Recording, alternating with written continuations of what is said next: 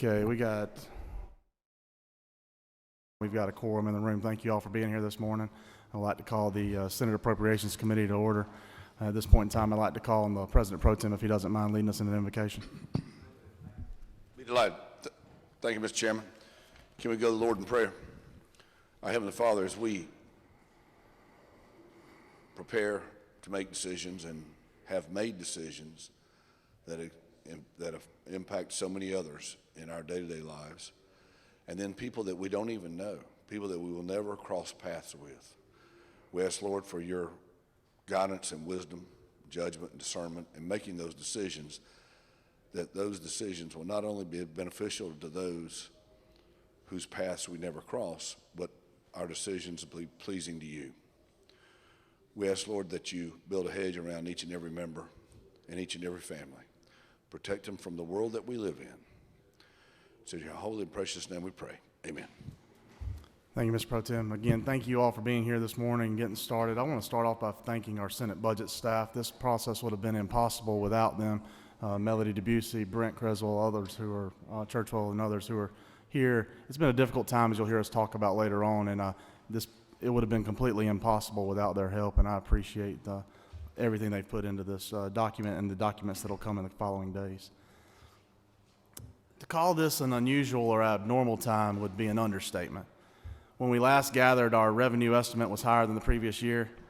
Our biggest debate centered around how much to increase wages for teachers and state employees, all while also considering a second phase of an income tax cut. Today, the headlines of January and February feel like distant history. Our financial situation has dramatically shifted. While the majority of the changing has occurred in the past 90 days, it's still important to recount how we've reached the position to where we stand today. Even pre-COVID, FY 2020 saw marginal to flat revenue growth, while expenses continued to grow, particularly in education growth and Medicaid, our two program areas that grow the fastest.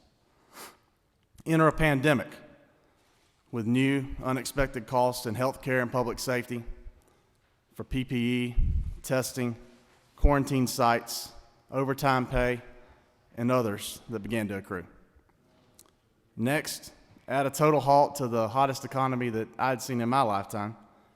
Sales tax plummet, income tax plummets, an over $1 billion decrease in one-month comparisons of April 2019 to April 2020, increased costs and needs at the Department of Labor, Department of Community Health, Department of Defense, Public Safety, and others. We also saw the end of revenues that agencies, departments, and authorities typically expect but aren't necessarily reflected in our budget. Those being fees and tuitions at universities and colleges, revenues for containers moving through our ports, the end of convention contracts at the World Congress Center. Those agencies that depended on cash flow saw that cash flow immediately and dramatically cease. Due to these factors, in late April, this committee, along with our colleagues in the House Appropriations Committee and the Governor's Office of Planning and Budget, collectively requested agencies prepare proposals reflecting a 14% reduction in state funds. Earlier this month, due to revenues rebounding, mainly due to Governor Kemp's reopening of Georgia's economy, the Office of Planning and Budget sent word to us to expect 11% reduction on the Governor's original state funds revenue estimate, or a reduction of $2.609 billion. It is from this background that we are tasked with writing this remake of the FY 2021 budget. And let me point those numbers out to you to first set the stage for this document. You can see on page 1, we still have the Governor's original FY 21 revenue estimate parked in its place. The state line's number, that's about the third line down on the first green page of your budget document.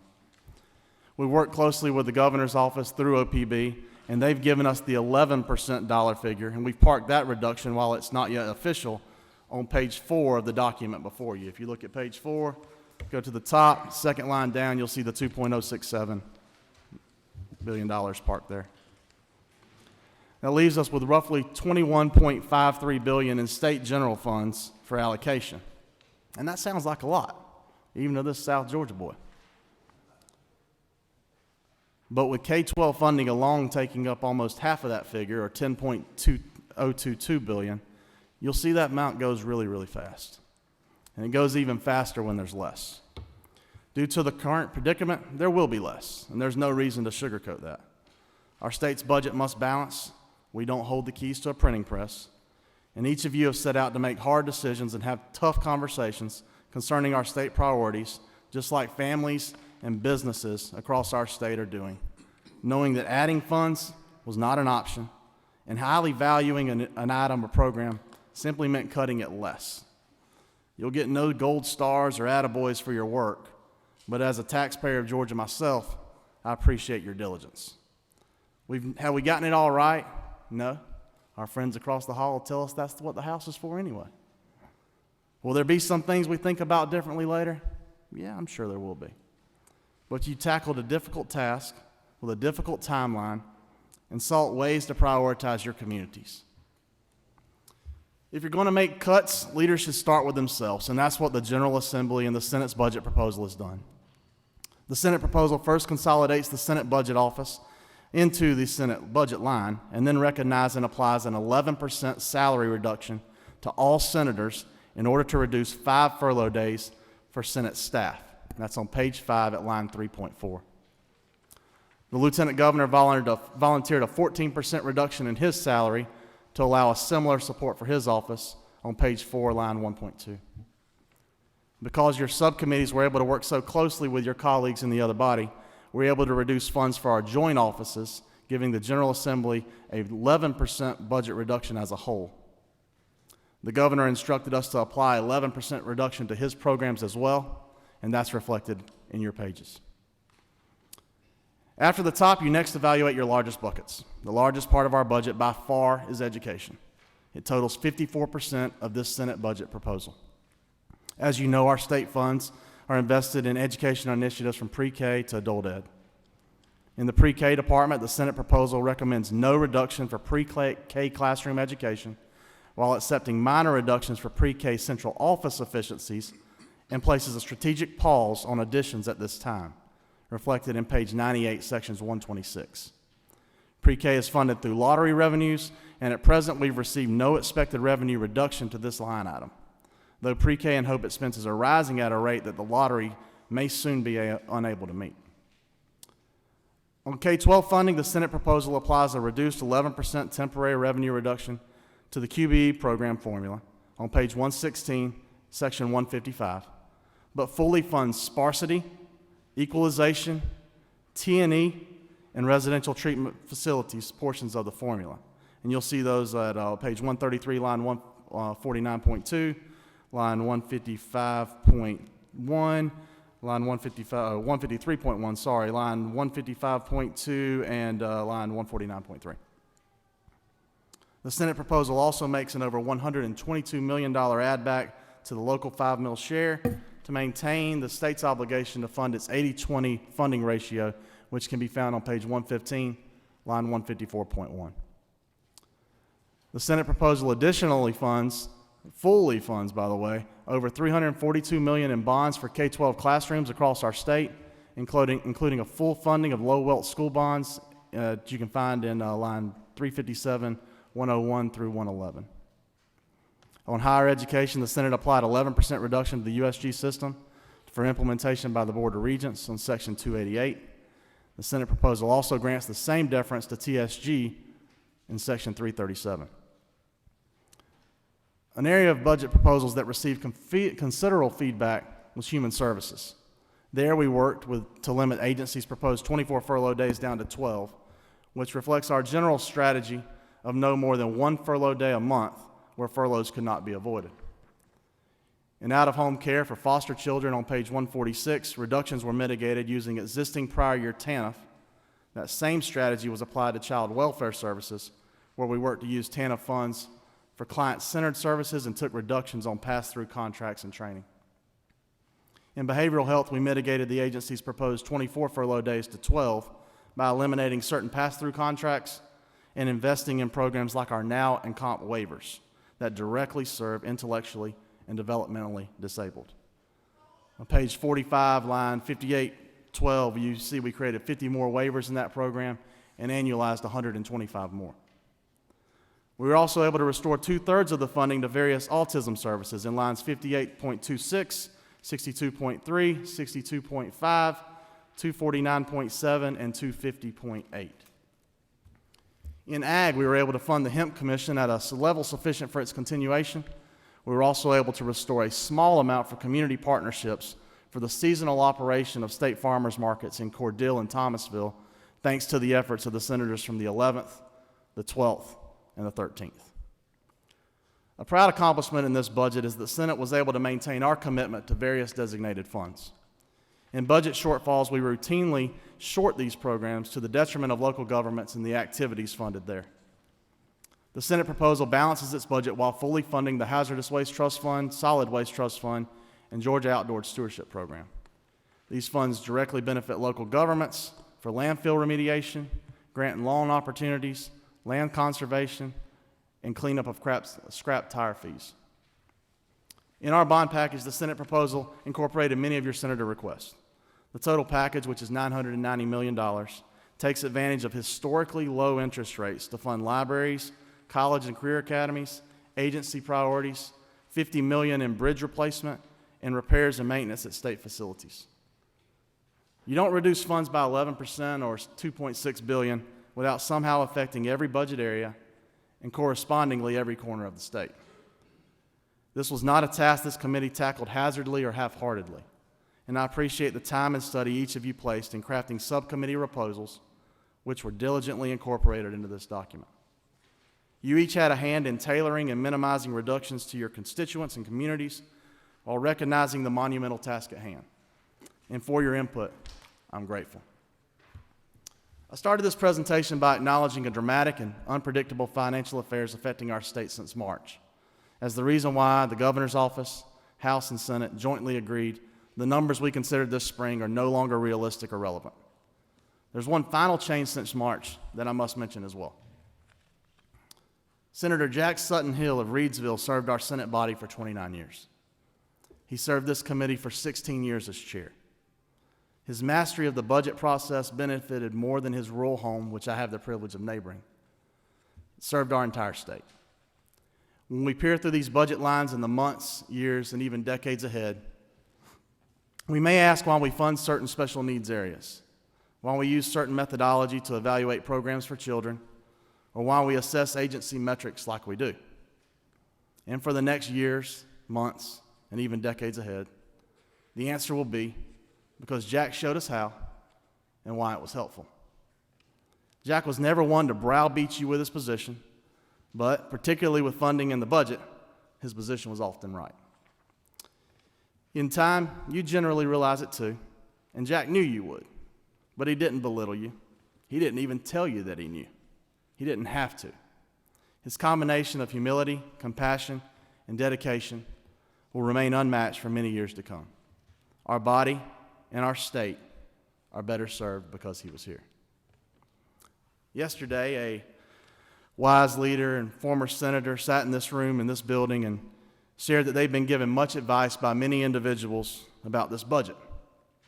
Cut everything except what those individuals cared about. Many of you have heard that same advice too. And I'd like to share a slight variation on it. Before he passed, Jack was working on many of the areas in the Senate proposal before you. If you're satisfied with what you see on a particular line, it's safe to assume that Jack did it. And if you're not happy with what you see, well, it's safe to assume that that fault belongs with me. Jack, we will miss you, and we appreciate the benefits that you provided for this committee, this body, and the state of Georgia. In closing, I think it's important to help you see that where we put our money is usually where we put our priorities and value our priorities most.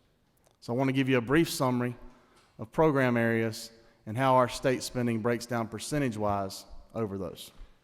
For community health, this Senate budget proposal places roughly 13.3% of our funding in that item. Transportation, 7.4%. Public safety and the judiciary, 8.7%. Human development, 8%. Bonds, which you know we spend mostly on schools and roads and bridges, 5.25%. Agriculture is just over 1%. And education is 54%. And the remaining roughly 2% is spread over other program areas of this budget. If there are any questions at this point in time, we'll take them or take any other pleasure of the committee.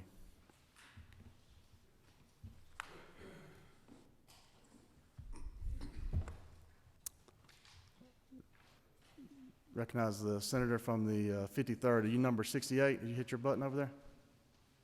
I don't have a number, but I'm just willing to make a motion when you're willing to accept. Okay. Thank you. The senator from the 53rd makes a motion. We'll recognize you for the motion. Okay.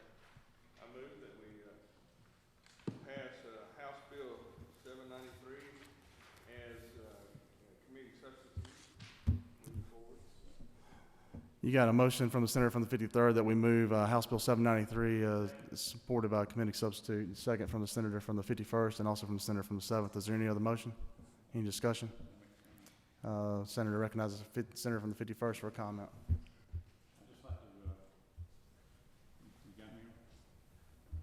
There you go. I'd just like to recognize our new chairman of Appropriations and recognize the hard work that you've done along with Melody and the staff. I've watched Senator Tillery take over this enormous job in short notice, and he's worked hard day in, day out, weekends, and he's done an extremely good job, and I think we all need to recognize that. And let's give him a round of applause.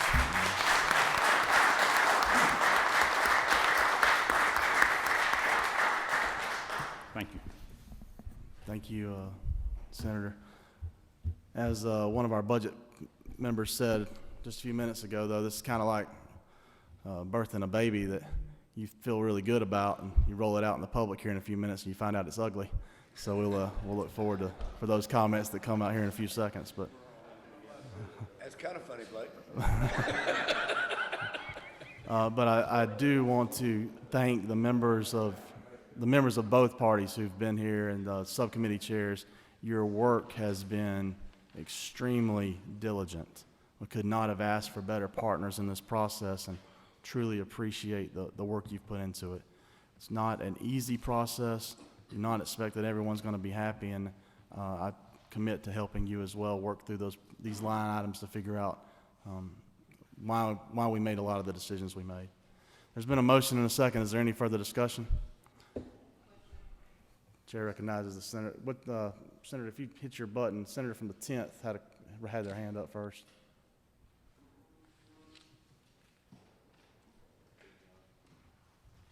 Can you speak loud? I know you can.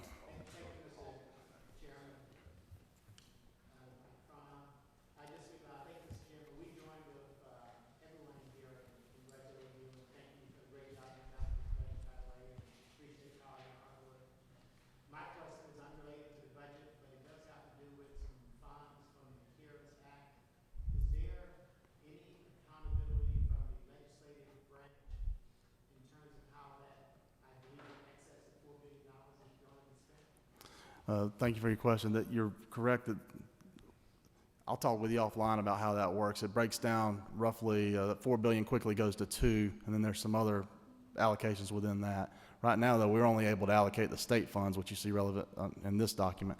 But I'd be happy to talk with you more about that offline. And even I think we've shared already with your caucus a spreadsheet that shows how those funds have been spent already. And if you don't got a copy of that, I certainly don't mind providing it again. Okay. Yeah. No problem. Chair recognizes the senator from the 45th, and I'm trying to hit your button, but I apologize. I spent a little bit more time trying to figure out what was in this document than I did figuring out how the microphone system works. I don't think it is. I apologize. Do you have your button pressed right there? There we go. Now, if you hit your button, it was just on. Hit it one more time. There we go, and now I can. Then I can't get it. I apologize. That's okay. My question was about 60.11 under the bill, and it's a statewide price bed. And then there's another reference on 64.12. If we could just be given a list of just forward acronym of where those beds are going to be located. Yeah. And what years of the state. If we could be given that list. Sure. Since I'm incapable of working the microphone system, I'm going to repeat the comment, the question from the senator. The senator from the 10th comment was about CARES funding, and we were able to answer that. The senator from the 45th question was about line item 60.11, and was there another one, Senator? Okay. And then in the 64 is questions. Wanted to answer questions about the crisis stabilization beds, and we'll be sure to get those to you as well. Any further discussion? Chair hears none, so we'll move to a vote. All those in favor of passing House Bill 793 as a committee substitute, please raise your hands.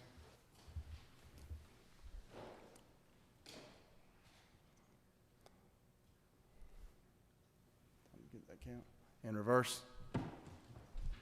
The record reflected passes unanimously. Thank you very much, and at this point in time, we'll adjourn the Senate Appropriations Committee until next time. Stand adjourned.